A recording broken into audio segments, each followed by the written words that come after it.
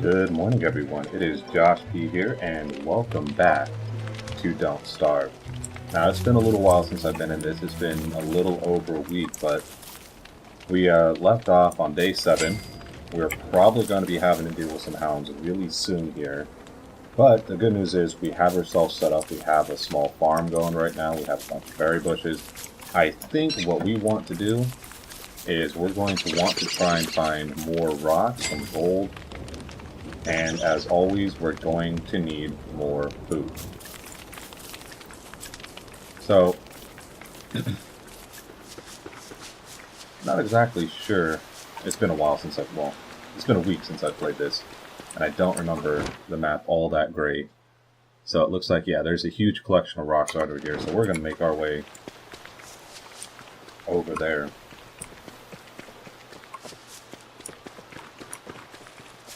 But over this week, I don't know if you guys watched it, the D23 convention. There was a panel that was actually hosted by Jacksepticeye, and they announced a lot of really cool stuff. One of which is the augmented reality headset that they are currently in development for Star Wars, which actually looks really interesting. And it's funny, they were saying the main reason why they wanted to make it was I think it was in A New Hope when they first started playing the hologram chess.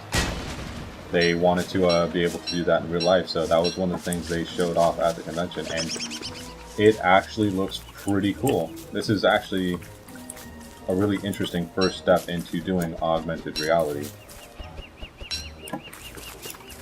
which, for those of you who don't know, it's simply, instead of full-on virtual reality, which is blocking your view and taking you into a whole new different realm, this is overlaying the reality that they're trying to project over your world that you see. So you can still see through the headset, but they're projecting it onto the headset so it looks like it's right in front of you. It looks really, really cool. I don't know what they're going to be able to do with that. I'm really interested to see.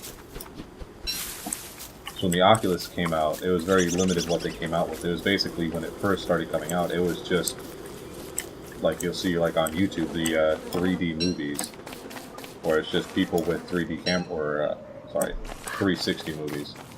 People with 360 cameras just went around and filmed a bunch of stuff and kind of overlaid it.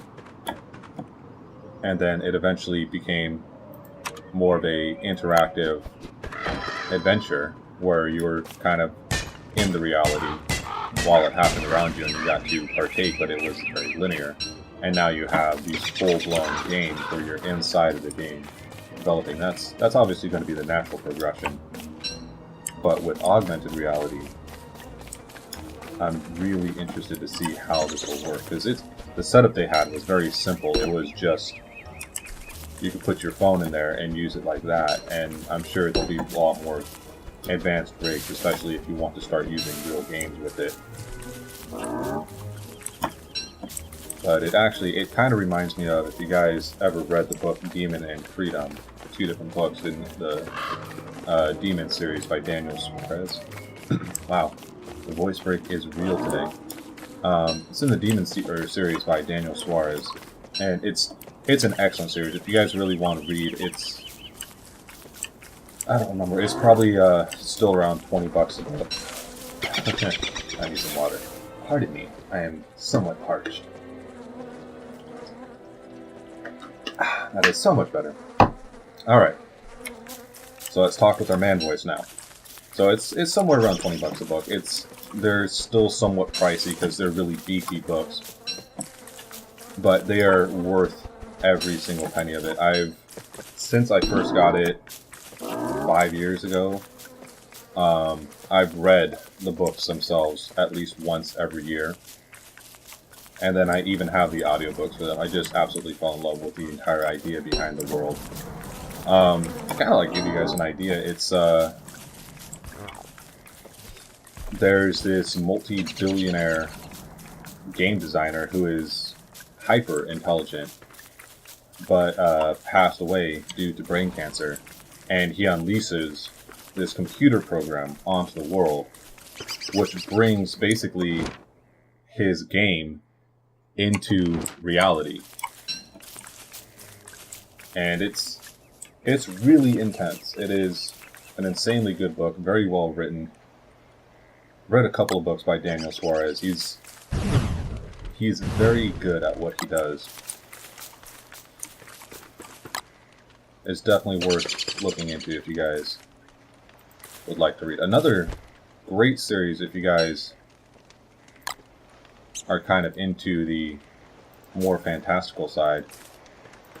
One of the things I like, well, one of the things that interests me is computer systems. So I've done a little bit of coding. I'm not a programmer by any stretch of the imagination. But I have done random coding. I've made small games, stuff like that. I had to write code for an elevator for a class that I was taking for engineering. And that was surprisingly a little bit more complicated than I expected, but it was fun. But anyways, I digress. So this series, it's a fantasy series. And it's based off the premise of what if everything that we see, experience, do is just the result of a computer program. So basically we're inside, so it's, like I said, it's definitely a fantastical series. It's not based in reality. But this guy who just loves coding is poking around in a repository and finds a file. And when he looks in the file, he finds information on him. And oddly enough, it's just one of the things is his height.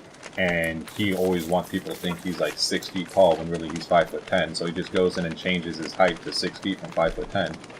And he discovers that in real life he's taller now. So he plays around with that. And gets himself into trouble and then ends up going to medieval England to pretend that he's a sorcerer.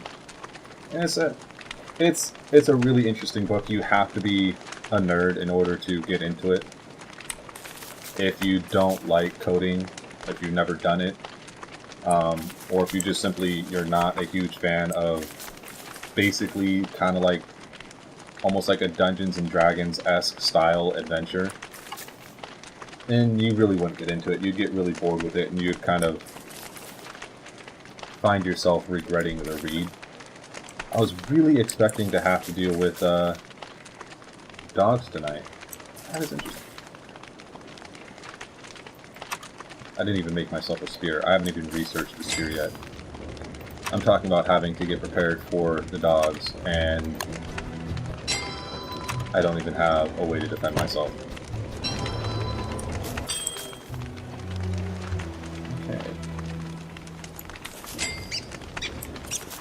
Alright, so, let's see, what else do we need? We might want to get some more grass, because we can do... Let's see, where are they? Structures... Hay wall. Hay wall segments, not very sturdy. I don't know if I want to do hay wall, or the problem is planks are really expensive. You know what, yeah, let's drop some stuff off here real quick. Let's have more gold nuggets. Actually, these are stone, right? Yeah, let's do this while I'm here.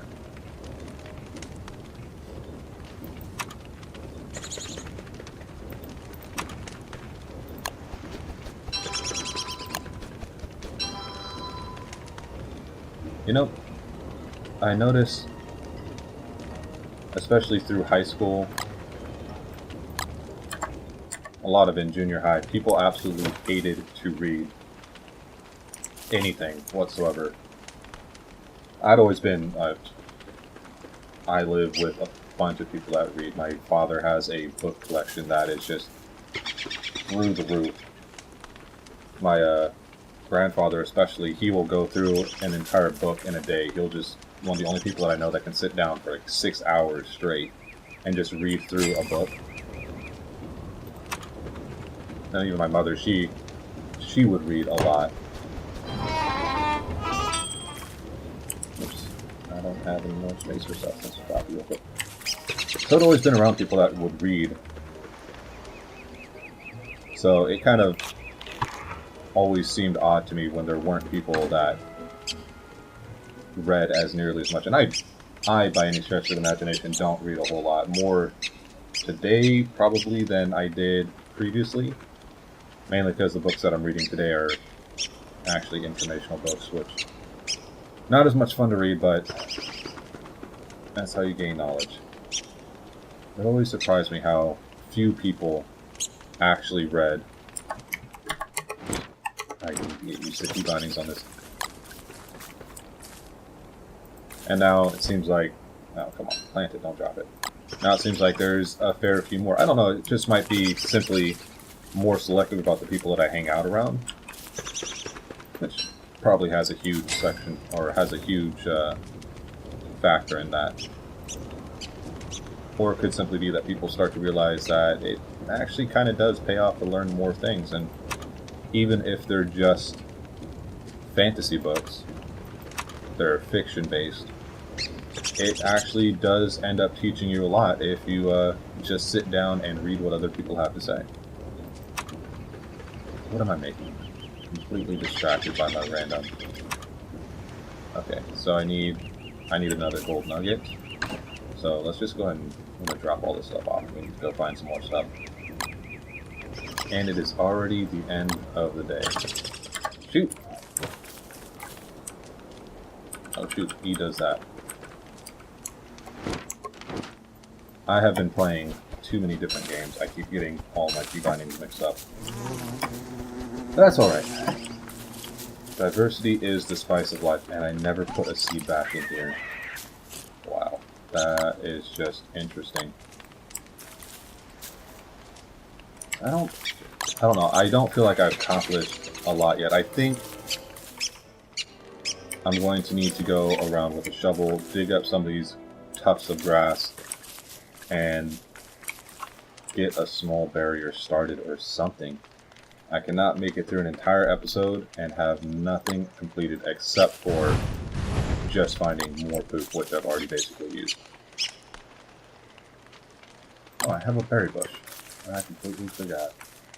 Just plant you. No, I want to plant you, not drop you. There we go. And let's plant you over here. Alright. Let's drop some poop on it. No. Come on. There we go. Alright, I think... let's just go and gather stuff up here. So, more interesting stuff from D23 is Kingdom Hearts is pairing up with Pixar, which I, for one, will think will be interesting. Kingdom Hearts is already... it's very expansive how big their universe is and all the different characters that inhabit it. And now you're adding Pixar to the mix, which Pixar was a Disney company for the longest time, but they're not anymore, so they never had the rights to a lot of the different characters. But now they have that, so I'm kind of interested to see how that plays out. I've probably spent collectively an hour or two playing Kingdom Hearts, and that was only mainly because someone that I was dating at the time was a huge Kingdom Hearts fan and wanted me to get into it. And since then, I've never... oh shoot, why did I dig that up? I've never tried to pick it back up, but I might actually pick it up when the new one comes out. But that's... I haven't seen a release date on it, but nope. I need to put the shovel away. That is causing too much havoc right now. I'm gonna have to look up the release date for that. I think that'll be interesting. I think there's a lot of really interesting stuff that happened at D23 this year.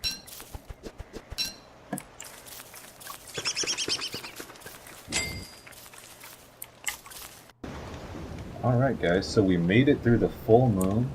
Nothing special happened at all except for the fact that I could see without a fire.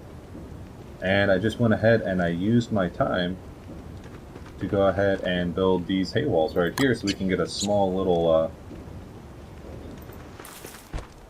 well, we can drop them right on the ground there. Oh, come on. There we go. Let's rotate. So we can get ourselves a little bit of a protection going on here.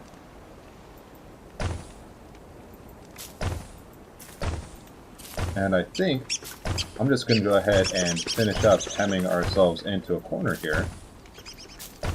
But I think I'm going to go ahead and leave that there. We made a little bit of progress. We found some more poop. We didn't starve, which is the main thing. And I think here real soon we'll start to be able to just look for... Oh, I did not know you could do that. I could turn these into even bigger walls. That is cool. The wall is actually taller than me. Look at my beard, though. It is rather fantastic. I am almost to the point of a full-on beatnik. That is something to be proud of. I think he's getting some bags under his eyes, though, so he might need to take a nap. Anyways, I'm going to go ahead and leave this episode here. I'm probably going to finish off this wall off camera. And then I think we can pretty much start exploring and looking for those wormholes. Now, I did see a mod that allows you to fast travel at the expense of sanity and hunger. So we might implement that just to kind of speed up our progression through this. So that way we can kind of start looking at the actual gameplay itself and not just the survival side of it. But I just need to get a little bit of more research done. So I need to get that alchemy engine built. And then once we can find a few more things, I think it'll be safe for us to venture and hopefully not die. But that's going to be it for this episode. Thank you all so much for watching, and until we see each other again, goodbye.